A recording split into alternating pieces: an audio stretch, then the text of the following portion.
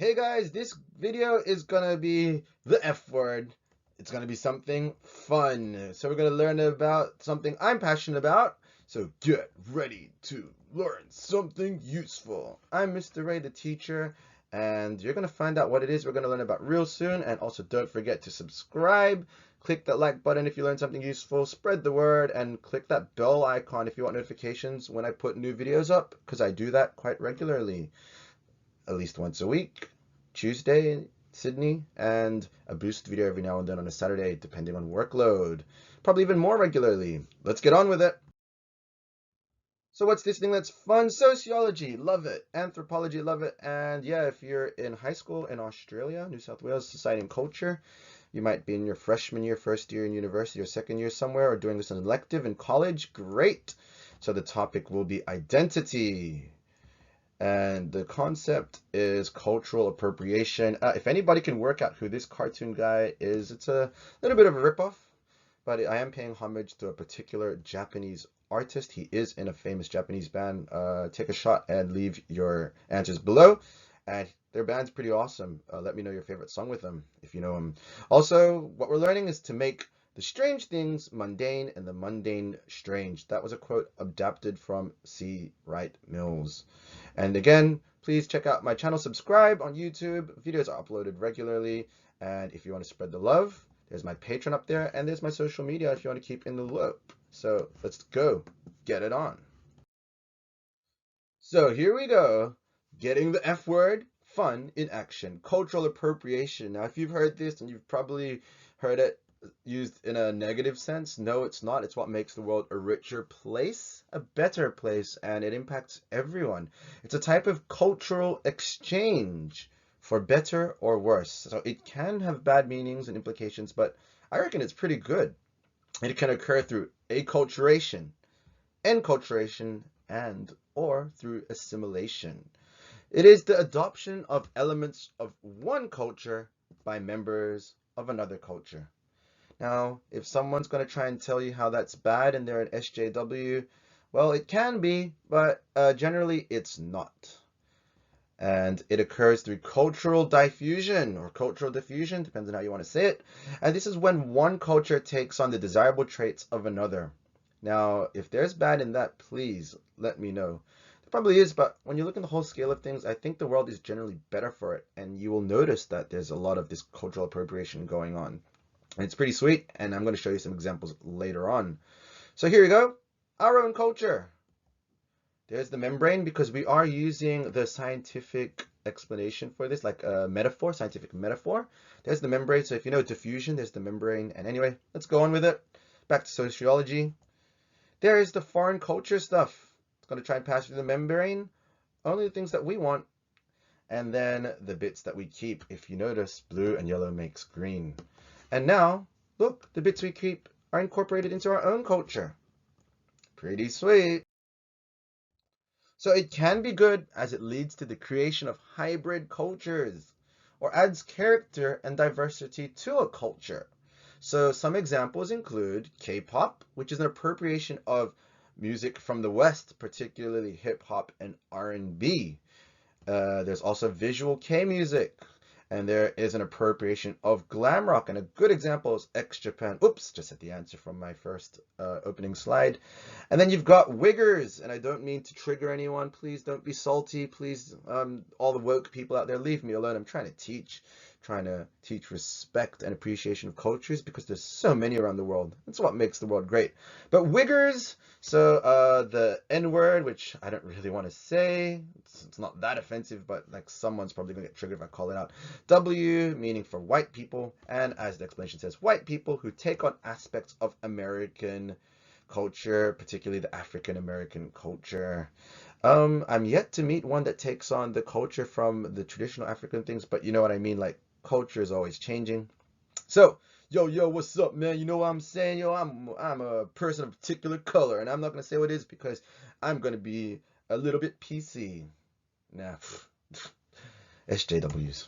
Here we go. There's the guy. So let's go to the negative side, because yeah, we got to call things out. I like calling things out. Have a respectful conversation and dialogue with the discourse. Big words, long story short, it means that if you're going to be someone that's rude, tone it down a bit. Come on, relax. It doesn't make you any better. And if you're going to be someone that's triggered, how about you get a reality check? There are worse problems in the world. Let's have a respectful conversation and keep the world happy because, you know, there's only one world, one life. So, for example, the negative connotations, though, can be when a dominant culture is profiting off the disadvantaged minority culture. For example, when people buy and sell and buy dream catchers, they don't even know what they symbolize. So dream catchers, so here we go. This guy is going to buy one. Bob, you're doing it again. So if they buy and like, it gives me good dreams. Like, yeah, no, it's not what they do. There we go, but someone's making money. Derp. Or when a culture, when it's done in a way, say cultural appropriation, where the original culture is not respected. And there's probably plenty of them. And yeah, that's why, like I said before, it's about being respectful. Cultural appropriation can be pretty sweet, you know, sharing our cultures, making for a richer new hybrid culture. But it can also be pretty bad when you are, say, selling aspects of a culture and not paying homage and respect to your source material. So another one where it can be bad is when people fetishize culture for being the other and exotic without having a true knowledge where they're coming from or what they're up against. So the fashion industry is guilty of this, for example, when articles of clothing come up from different cultures. That's all sweet, but here's a known example. For example, Kim Kardashian was asked not to use the word kimono for her latest fashion line and had to change it to slims. So once she tried to call them Kim Kardashian kimonos or something, kimono, if that's how you pronounce it out there in the West. And while using cultural clothing for modern fashion is usually okay, not compensating or acknowledging a culture or doing things which is considered offensive to them is definitely not doing something good. It's a big no-no. No, no, no, no, no. Don't do it. Or just being plain ignorant. In this case, it can make a person look silly too. So look at this guy here. Just going to cover them up. He must love Japan. Yes, and for all the Chinese people, don't be triggered. They are the kanji, which comes from China. Ichiban.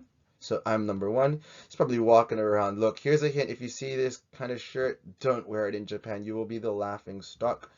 But for example, people who ignorantly get Islander-style tattoos, especially those of Caucasian ethnic descent, without paying any acknowledgement to, say, the cultural significance that they might have.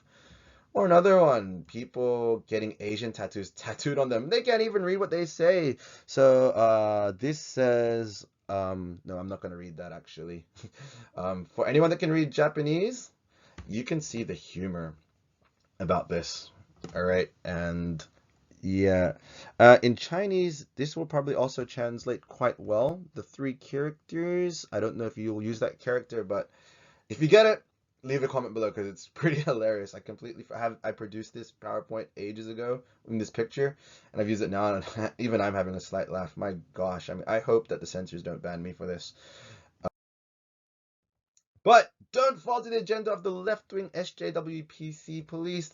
Some people claim that others are being offensive despite them not being the persecuted ones. Now, SJWs, I'm not against you. I'm against extremism. And that's whether you're on the left wing of the scale or the right wing of the scale. Check out my other video on that. I'll put one of those up soon, or it's probably up depending on when you watch this. But just hear me out here, because this is a funny one. And it's why we need to get a reality check. For example, the Avril Lavigne Hello Kitty incident. The TLDR, too long didn't read. There you go, if you're ever looking at that. The song and the PV, the music video, shows things which are all Asian and people doing Asian things.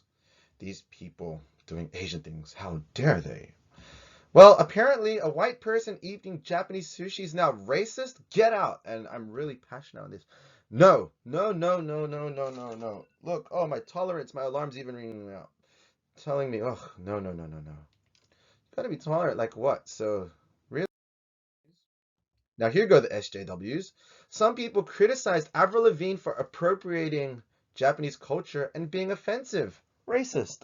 And yeah, like, maybe if she was eating it in a rude way or making fun of it, maybe, because there are certain etiquettes. If you've ever been to Japan, gotta follow the social norms there, pretty strict.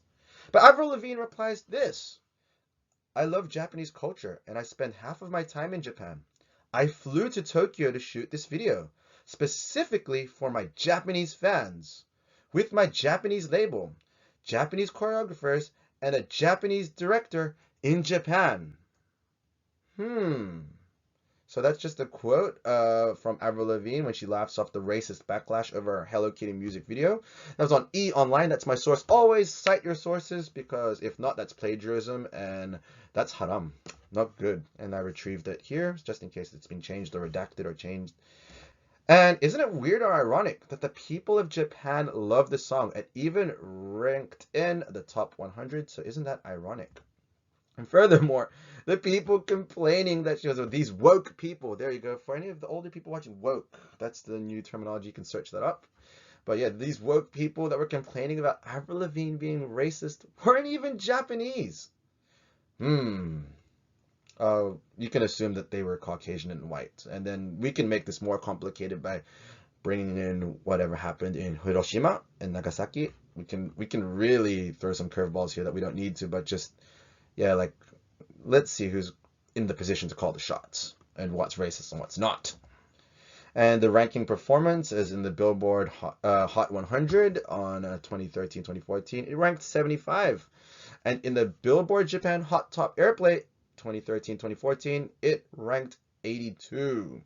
So, yeah, if these Japanese people were triggered and thought it was offensive, I don't think it would get that far. And please don't counter-argue. It's because they're ignorant and they don't know any better. That's you being ethnocentric. Big no-no in society and culture. So, here we go. Cultural appropriation. Getting back to another positive. It can be simple about learning about another culture, like trying their food, and using the good bits to better yourself. So here we go. Does doing any of these things make me racist? No way. Here I am celebrating Cinco de Mayo with some friends. Here I am eating dumplings and chicken rice in China, in Beijing. And with my other friend, we swung by Malaysia, eating Malaysian Singaporean food, laksa. Oh, that makes me a racist taking these photos. No, no, no, no, doesn't. Like, if I was eating in a rude way, or ripping on a country afterwards, or saying, oh my God, your culture's crap. Maybe, but like, no, you just gotta call things out. And I did take those photos. Just gonna wrap things up now before we go too far. Cultural appropriation is what you learned today. If someone asks you, what did you learn? And you go to a public school, don't waste the taxpayer dollar. Tell them this and stand up to anyone that's trying to persecute your freedoms. Cultural appropriation is when one appropriates, uses a cultural aspect of another culture for their own benefit. It can be good because it makes you more well-rounded and can help developing societies prosper. It can be harmful as it could lead to the exploitation of cultures and offensive usage by ignorant people. The solution is to be respectful, take a step back, enjoy it. So for those that are getting their cultures shared, enjoy it, like be proud. And for those that are trying to profit from the culture, be respectful. And if you are going to make a profit out of it, please pay homage and respect back to the culture, your source culture. We've got to make this world. We're in this together. Not trying to spread some hippie agenda, but I'm not trying to be super left-wing, not trying to be super right-wing about it. We've got to hit a reasonable balance. And that's the note that I'll leave you on. So thank you for watching. Please subscribe and check out my other videos. Spread the word to your classmates, friends, and colleagues. Also, here we go. Check out my Patreon and social media to keep out in the loop if you want to spread some kudos. And watching the ads helps too if I've activated. So thanks. Special thanks and shout out to the following. Also, firstly, to you guys for paying attention, sticking around this long. Hope it's been the F word. Hope it's been fun studying hard for a bright future. And also, Miss Byron and Mr. P. They are the guys that created the society and culture subject. Perry Celestino and Grant McCall. Grant McCall was my lecturer from UNSW. So you're getting a quality education here. And Raina Reindeer, so my travel buddy, and the ones that brought this to my attention in our travels abroad. And then I was like, yeah, pretty cool. We're doing this. This is like action. So, you want to put into practice what you've learned, travel. The world is a great place. And that, I'll leave you to it. Catch you on the flip side. Thanks for watching. Bye now.